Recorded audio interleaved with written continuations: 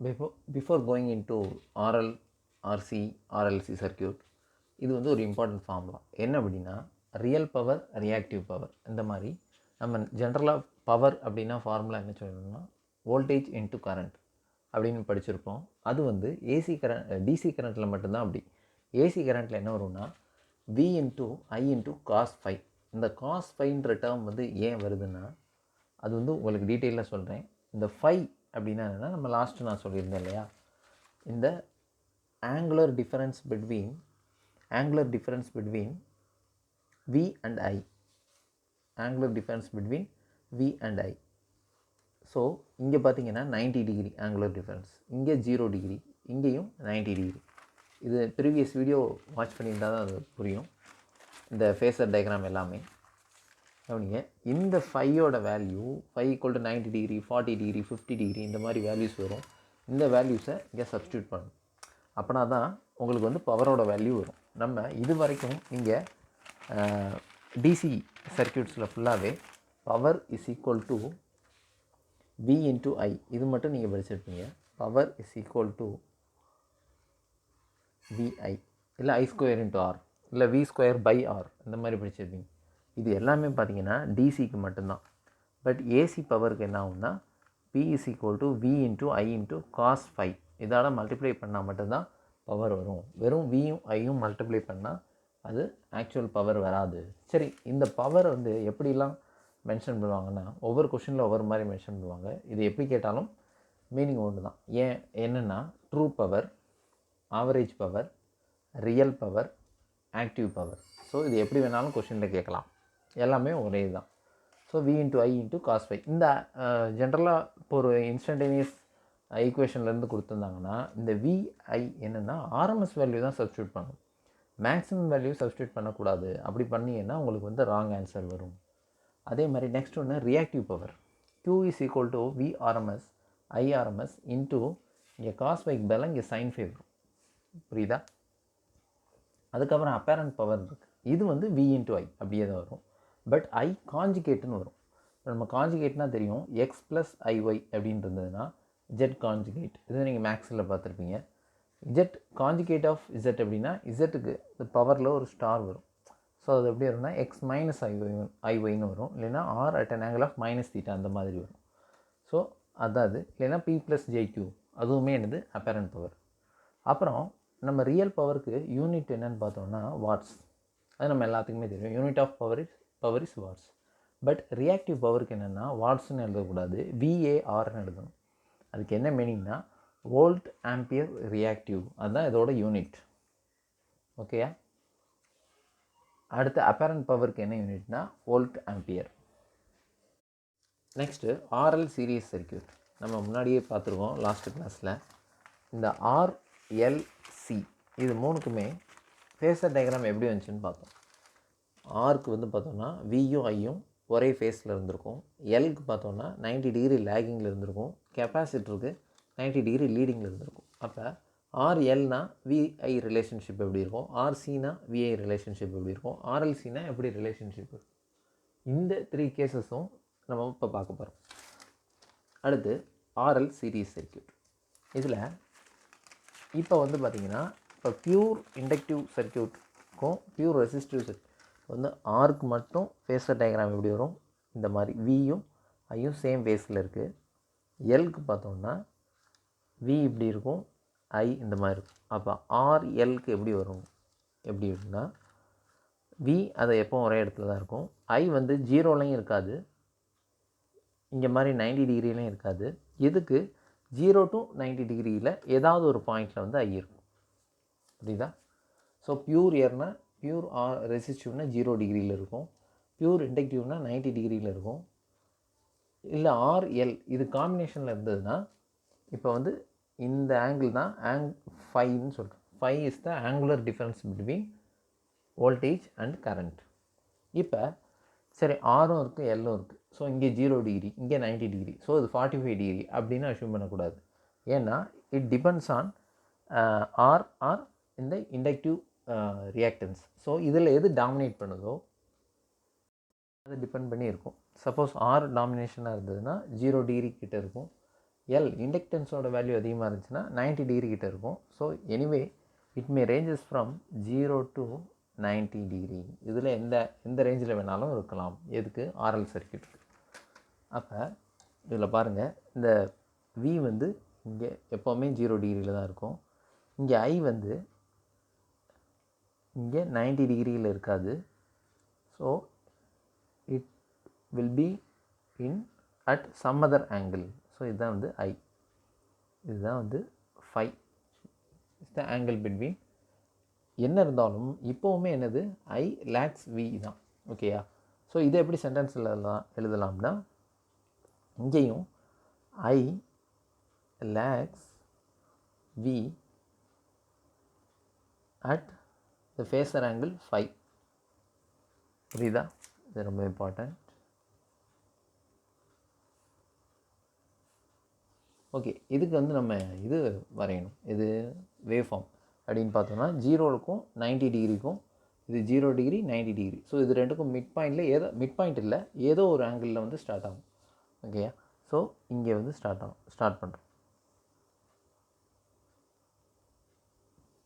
இந்த மாதிரி வரும். இந்த ஆங்கிள் தான் பார்த்தீங்கன்னா 5. ஓகே, இதுக்கு என்ன எக்ஸ்பிரஷன் வருதுன்னு பார்ப்போம். ஸோ இதுக்கு இம்படன்ஸ் பார்த்தீங்கன்னா ஆரும் எல்லும், இது வந்து லாஸ்ட்டு யூனிட்லேயே நம்ம பார்த்துருக்கோம். ஆர் ப்ளஸ் ஜேஎக்ஸ்எல் இந்த மாதிரி வரும். இது வந்து இது எப்படி இருக்குது, போலார் கோஆர்டினேட்ஸ். சாரி, இது போலார் கோஆர்டினேட்ஸ், இது வந்து ரெக்டாங்குலர் கோஆர்டினேட்ஸ். இதுக்கு மேக்னிடியூட் எடுத்தோம்னா, இப்போ ஏ ப்ளஸ் ஜேபி இதோட மேக்னிடியூட் பார்த்தோம்னா √A² + B². ஓகே, அவ்வளோதான். அது பவர் ஃபேக்டர். இந்த காஸ் ஃபை, இந்த காஸ் ஃபையோட வேல்யூ வந்து சப்ஸ்டியூட் பண்ணால் தான் நமக்கு ஆன்சர் வரும். அந்த காஸ் ஃபைக்கு என்ன ஃபார்முலா அப்படின்னா, R by magnitude of Z. சும்மா ஆர் பை இசட்னு எழுதக்கூடாது, R divided by magnitude of Z.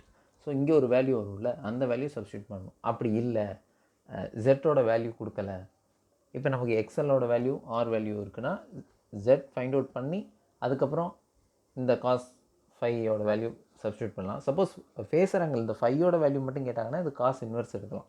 இல்லைன்னா அதுக்கு இன்னொரு வழியும் இருக்குது. என்னென்னா tan phi = XL/R. பார்த்தீங்கன்னா இதுதான் ஆக்சுவலாக அந்த ட்ரையாங்கிள். ஸோ tan phi அப்படின்னா opposite side by adjacent side. So அதுதான் ஆப்போசிட் சைடு பார்த்தீங்கன்னா இந்த தீட்டாவுக்கு, இந்த ஃபை ஆங்கிளுக்கு எக்ஸ்எல், அட்ஜசன்ட் சைடு வந்து ஆர். இல்லை காஸ் ஃபை அப்படின்னா அட்ஜசன்ட் சைடு என்னது R, adjacent divided by hypotenuse வந்து இந்த ஜெட். அவ்வளோதான். இது காமனாக எல்லாத்துலேயும் ரிப்பீட் ஆகிட்டே தான் இருக்கும். ரியல் பவர் இல்லை true power, active power, average power எப்படி வேணாலும் சொல்லலாம். விஐ காஸ் ஃபை, இங்கே ரியாக்டிவ் பவர் வந்து விஐ சைன் ஃபை. அவ்வளோதான். இப்போ நெக்ஸ்ட்டு பார்த்தீங்கன்னா ஆர்சி சர்க்யூட். மறுபடியும் கவனிங்க. இப்போ இது ஆர்எல், இது முடிச்சிட்டோம். அடுத்து மறுபடியும் இதே தான் வரும். பியூர் ஆர்க்கு எப்படி வரும், வியும் ஐயும் ஒரே ஃபை = 0 டிகிரியிலே இருக்கும். சரி, பியூர் கெப்பாசிட்டருக்கு எப்படி இருக்கும், இங்கே வி இருக்கும், இங்கே ஐ இருக்கும். சரியா? ஸோ இது வந்து 90 டிகிரியாக இருக்கும். இதுதான் வந்து என்னது 5. நெக்ஸ்ட்டு அப்போ ஆர்சிக்கு பார்த்தோம்னா it leads at some other angle between 0 and 90 degree. அப்போ இதுதான் வந்து பார்த்திங்கன்னா 5. ரெண்டுக்கும் டிஃப்ரென்ஸ் இருக்குது. இங்கே வந்து ஐ வந்து லேக்ஸ் வி அட் தீட்டா, ஏன்னா இது கீழே இருக்குது, மைனஸில் இருக்குது. இங்கே ஐ லீட்ஸ் வி அட் பை, இல்லை பை தான் வரும், பை என்னது 5. ஓகேயா? அப்போ இங்கே என்ன ஃபேஸர் டயக்ராம் எப்படி வரும், இங்கே வி எப்போ ஒரே டைரெக்ஷனில் தான் இருக்கும். பியூர் கெப்பாசிட்டர்னால் இங்கே, பியூர் ரெசிஸ்டர்னால் இங்கே. இப்போ ஆர்சி ரெண்டுமே மெர்ஜ் ஆகிருந்துச்சுன்னா ஐ வந்து அட் சம் அதர் ஆங்கிள், இங்கே வந்து 5. புரியுதா? இது வந்து இது கெப்பாசிட்டன்ஸ். ஸோ இங்கே எப்படி எழுதுகிறோம், I leads V by angle of 5. இது ரொம்ப இம்பார்ட்டண்ட். அப்போ இதுக்கு டயக்ராம் எப்படி வரும், 0 டிகிரி, இங்கே 0 டிகிரி, இங்கே நார்மலாக பியூர் கெப்பாசிட்டர்னால் இந்த 90 டிகிரியில் ஸ்டார்ட் ஆகும், பியூர் ரெசிஸ்டர்னால் 0 டிகிரியில் ஸ்டார்ட் ஆகும். அப்போ ஆர்சி சர்க்யூட்னால் இதுக்கு ஏதாவது ஒரு நடுவில் ஏதாவது ஒரு பாயிண்ட்லேருந்து ஸ்டார்ட் ஆகும். பிட்வீன் 0 டிகிரிக்கும் 90 டிகிரிக்கும் கேப்பில் எனி பாயிண்ட்லேருந்து இப்படி ஸ்டார்ட் ஆகும். புரியுதா? இதுக்கு என்ன ரியல் மீனிங்கிறத நான் செப்பரேட் வீடியோவில் நான் சொல்கிறேன். ஓகே, அப்புறம் அதே தான் real power, active power, average power, true power, அதே ஃபார்முலா தான் இங்கேயும். இப்போ இதான் ரொம்ப இம்பார்ட்டன்ட். இப்போ மூணுமே வருது. எது? ஆர்எல்சி சர்க்கியூட் இந்த மாதிரி வருது. ஆர் இருக்குது, எல் இருக்குது, சி இருக்குது. இப்போ வோல்டேஜ் கரண்ட் ரிலேஷன்ஷிப் எப்படி இருக்கும் அப்படின்னா அது and before going in to that இதை விட்டுட்டோம். ஓகே, இதுக்கு பார்த்தோம்னா ஆர்சினா ஆர் மைனஸ் ஜேஎக்சி வரும். இந்த மைனஸ் வந்து ரொம்ப இம்பார்ட்டன்ட். இந்த மைனஸ் தான் இப்போ ப்ரீவியஸ் வீடியோவில் வந்து நம்ம டெரைவ் பண்ணியிருக்கோம். புரியுதா? ஸோ இந்த எக்ஸி வந்து XE is equal to 1/ωc இதை வந்து ப்ரீவியஸ் வீடியோவில் டெரைவ் பண்ணியிருக்கோம். இப்போ இதுக்கு மேக்னிடியூட் பார்த்தோம்னா magnitude of Z is equal to R² + XC². இங்கே அதே தான், இதெல்லாம் அதே தான், மாறவே மாறாது. லாஸ்ட் டைம் பார்த்தீங்கன்னா லாஸ்ட் இண்டக்டன் ஆர்எல் சர்க்கியூட்டில் XL/Rன்னு வரும், இங்கே XC/R அவ்வளோதான். இப்போ பாருங்கள் ஆர்எல்சி சர்க்கியூட் அப்படின்னு வருது. இப்போ வோல்டேஜ் கரண்ட் ரிலேஷன்ஷிப் பார்க்குறதுக்கு முன்னாடி இந்த எக்ஸ்பிரஷனை மட்டும் பார்த்துருவோம். ஸோ அதில் பார்த்தீங்கன்னா ஆருக்கு வந்து ஆர், எல்க்கு வந்து இண்டக்டிவ் ரியாக்டன்ஸில் பார்த்தீங்கன்னா JXL - JXC. இதில் வந்து ஜே காமனாக எடுக்கணும். ஆர் ப்ளஸ் ஜே காமனாக எடுக்கும்போது XL - XCன்னு வரும். ஸோ இதுக்கு மேக்னிடியூட், ஸோ இந்த எக்ஸ்பிரஷனுக்கு மேக்னிடியூட் பார்த்தீங்கன்னா இந்த இமேஜினரி பார்ட் ஃபுல்லாக தனியாக வரும். therefore இதுக்கு வந்து magnitude of Z is equal to R² + XL - XC². இதெல்லாம் ரொம்ப இம்பார்ட்டன்ட். ஓகேயா? காஸ் ஃபைக்கு வந்து அதே தான். காஸ் ஃபைனா என்னது? Nothing but power factor. ஓகேயா? ஓகே, அடுத்து ஃபை இஸ் ஈக்குவல் டு, இப்போ நீங்கள் ஆர்எல் சர்க்கியூட்டில் பார்த்தீங்கன்னா XL/R தான் வரும். ஆர்சி சர்க்கியூட்டில் XC/Rன்னு வரும். XC/Rன்னு வந்திருக்கும். இதில் ஆர்எல்சி மூணுமே இருக்கிறதுனால XL - XC/R அப்படி வரும். பட் இது எல்லாமே காமன் தான். ரியல் பவர், ரியாக்டிவ் பவர் அது எல்லாமே காமனாக தான் வரும், ஒரே ஃபார்முலா தான் இதில். சரி, இப்போ பார்க்கலாம் வோல்டேஜ் கரண்ட் ரிலேஷன்ஷிப் எப்படி வரும். லீடிங் கரண்ட் வந்து லேகிங்கில் இருக்குமா, லீடிங்கில் இருக்குமா, இல்லை 0 டிகிரி ரெண்டுமே ரெசிஸ்டர் மாதிரி 0 degree is in phase with voltage அந்த மாதிரி வருமா அப்படின்னு பார்த்தா இதில் 3 கேசஸ் இருக்குது. என்ன கேசஸ்னால், சப்போஸ் இந்த XL வெர்சஸ் XC இது ரெண்டுக்கும் பார்க்கும்போது சம்டைம்ஸ் XLோட வேல்யூ அதிகமாக இருக்கும், சம்டைம்ஸ் XCயோட வேல்யூ அதிகமாக இருக்கும். ஸோ இது XLோட வேல்யூ அதிகமாக இருந்துச்சுன்னா higher value minus lower value, அதாவது ஃபார் எக்ஸாம்பிள் 5 - 3 அப்படின்னு இருந்தால் இந்த எக்ஸ்பிரஷன் எப்படி மாறும்னா +J2ன்னு மாறும். அப்போ XL தான் டாமினேட் பண்ணும். ஸோ XL டாமினேட் பண்ணுச்சுன்னா ஸோ இந்த எக்ஸ்பிரஷன் எப்படின்னா இது as usual ஒரு இண்டக்டிவ் சர்க்கியூட் மாதிரி தான் பிஹேவ் பண்ணும். ஸோ ஃபஸ்ட் கேஸ் 1 பார்த்தீங்கன்னா XL is greater than XC. So it behaves as RL circuit மாதிரி தான் பிஹேவ் பண்ணும். அப்போ ஆர்எல் சர்க்கியூட்டுக்கு எப்படி VI ரிலேஷன்ஷிப் வரும்னா இந்த மாதிரி தான் வரும். புரியுதா? இந்த மாதிரி. சப்போஸ் கேஸ் 2ல் பாருங்கள் XC வந்து கிரேட்டர் வேல்யூ இந்த மாதிரி பிஹேவ் ஆனதுன்னா, suppose XC is greater then XL அப்படின்னா it behaves as RC circuit மாதிரி பிஹேவ் பண்ணும். அப்போ இங்கே என்ன வரும்? வோல்டேஜ் இங்கே இருக்கும், கரண்ட் வந்து இங்கே இருக்கும். ஸோ இங்கே I leads at some other angle 5, leads V at some other angle 5 அந்த மாதிரி வரும். அடுத்து அது எழுதிக்கலாம். நம்ம வந்து மொத்தமாக சம்மரி ஒரு டேபிளர் காலம் போட்டு நீங்கள் எழுதணும். அடுத்து XL = XC ரெண்டுமே ஈக்குவலாக இருக்குது. அப்போ இந்த எக்ஸ்பிரஷன் எப்படி மாறும் பாருங்கள்.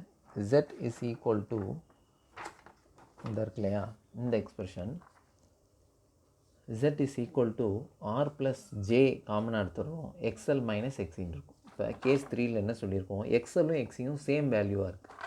அப்போ XLம் XCயும் சேம் வேல்யூவாக இருந்தால் இது வந்து 0 ஆயிரும். புரியுதா? கவனிங்க, இங்கே பாருங்கள், XLம் XCயும் சேம்னு சொல்லிட்டோம். சேம் சொன்னால் இட் பிகம்ஸ் 0.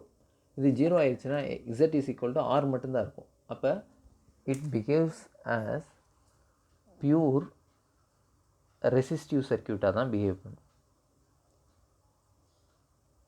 புரியுதா? அப்போ ரெசிஸ்டிவ் சர்க்கியூட்டாக பிஹேவ் பண்ணால் VI ரிலேஷன்ஷிப் எப்படி வரும், இங்கே V இருக்கும். பியூர் ரெசிஸ்டர்னால் அது அதே டைரெக்ஷனில் தான் ஐயும் இருக்கும். இப்போ இங்கே வந்து 5 = 0ன்னு மாறிடும். அதாவது இது பியூர் ரெசிஸ்டிவ் சர்க்யூட் கிடையாது. இதில் 3 எலமெண்ட்ஸுமே இருக்கும். ஆரும் இருக்கும், எல்லும் இருக்கும், சியும் இருக்கும். அதாவது ஃபிசிக்கலாக இருக்கும். பட் இதோட பிஹேவியர் பார்க்கும்போது வோல்டேஜ் கரண்ட் ரிலேஷன்ஷிப் எப்படி எந்த மாதிரி இருக்கும்னா பியூர் ரெசிஸ்டிவ் சர்க்யூட் எப்படி இருக்கும் அந்த மாதிரி பிஹேவ் பண்ணும். ஸோ இதை வந்து நம்ம பிளைண்டாக வந்து ஸோ ரெண்டுமே ஈக்குவலாக XL = XCனா இது வந்து ரெசிஸ்டிவ் சர்க்யூட்டுன்னு நம்ம பிளைண்டாக சொல்ல முடியாது, அப்சல்யூட்டாக சொல்ல முடியாது. இருக்கும், ஆனால் எல்லும் சியும் டம்மி ஆயிரும். ரெண்டுமே கேன்சல் ஈச் அதர் ஆகி ரெண்டுமே டம்மி ஆகி ஆர் மட்டும் பியூர் ரெசிஸ்டர் மட்டும் எப்படி இருக்கோ அந்த மாதிரி பிஹேவ் பண்ணும். அவ்வளோதான். ஓகேயா? இந்த XL = XC அப்படின்னா என்னது? இது நீங்கள் ஆல்ரெடி ஃபிசிக்ஸில் படித்தது தான். ரெசனன்ஸ் கண்டிஷன் அப்படின்னு ஒன்று நீங்கள் ஃபிசிக்ஸில் படிச்சிருப்பீங்க +2ல். அதுதான் இந்த XLம் XCயும் இருந்தால் அந்த கண்டிஷனுக்கு பேர் ரெசனன்ஸ். அந்த ஈக்குவலாக இருக்கும்போது அந்த circuit that's particular circuit becomes resonance circuit. இந்த ரெசனன்ஸ் டாபிக் வந்து உங்களுக்கு லாஸ்ட் யூனிட்டில் இருக்குது. அது வந்து நம்ம செப்பரேட்டாக படிப்போம். இப்போதைக்கு இதை மட்டும் நீங்கள் நோட் பண்ணுங்கள். ஓகே, இது எல்லாத்துக்குமே ஒரு சம்மரி எழுதணும். சம்மரின்னா என்னது? ஒரு பெரிய டேபிளர் காலம். அந்த டேபிளர் காலமில் அது வந்து நான் இந்த கீழே வந்து அட்டாச் பண்ணுவேன். அதை நீங்கள் ரெஃபர் பண்ணுங்கள். அது என்னென்னா RLC, RL circuit, RC circuit, RLC circuit. RLCயில் 3 கேசஸ். எது? XL கிரேட்டர் வேல்யூ, அடுத்து XC கிரேட்டர் வேல்யூ, அடுத்து XL = XC. இது எல்லாத்துக்குமே இந்த வோல்டேஜ் கரண்ட் ரிலேஷன்ஷிப் எப்படி வரும், ஃபேஸர் டயக்ராம் எப்படி வரும், இந்த இது எல்லாமே அதில் இருக்கும். அதை நீங்கள் ரெஃபர் பண்ணுங்கள். இதெல்லாம் ரொம்ப very very important. Don't skip this kind of videos. இதெல்லாம் ஓகேயா? Okay, thank you.